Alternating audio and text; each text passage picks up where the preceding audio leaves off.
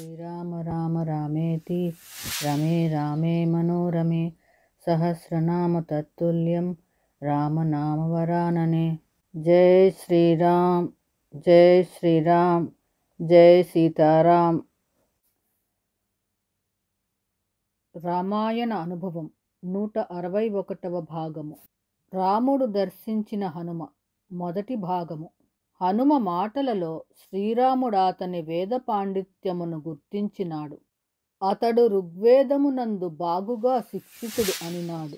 ఋగ్వేదము ప్రతివర్ణమునకు స్వరముండును. స్వరము అధికముగా ఉండుట చేత మనసు ఏకాగ్రముగా ఉంచుకొని అవధానముతో వివి ఉచ్చరింపదగినది ఋగ్వేదము. అందుచే హనుమను ఋగ్వేద వినీతుడు అవగా శిక్షితుడు అని గురువు వద్ద బాగుగా నేర్చినవాడు అట్టివాడు గాని ఇట్లు మాట్లాడలేడు. యజుర్వేదములో ప్రతి అనువాకములో వేరొక అనువాకమందలి వాక్యము వచ్చుచుండును.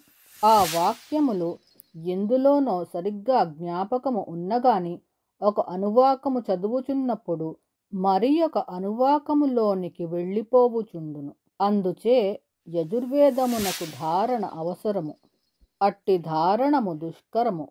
హనుమ యజుర్వేదధారి అనగా యజుర్వేదమును ధారణ చేసిన వాడని అనినాడు శ్రీరాముడు. సామవేదము గానప్రధానమైనది.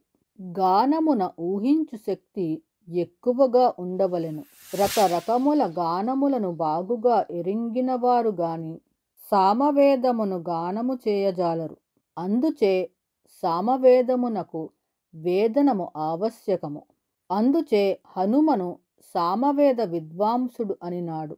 ఇట్లు మూడింటి యందును తగిన పాండిత్యము గలవారు గాని ఇట్లు మాటాడజాలరని శ్రీరాముడు ప్రశంసించినాడు.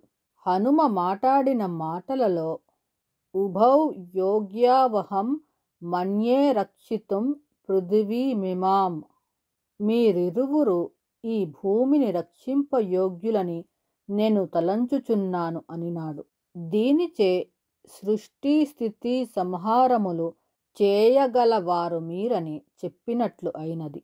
ఈ విషయము ఋగ్వేదమునకు చెందిన ఐతరేత ఉపనిషత్తునందు ఇదం ఏక ఏవాగ్ర ఆసిత్ అని మొదలుపెట్టి సృష్టి స్థితి లయములను చేయువాడు బ్రహ్మమే అని చెప్పినది. ఆ బ్రహ్మమే మీరు అని నాకు గోచరించుచున్నది అని హనుమ గుర్తించినాడు.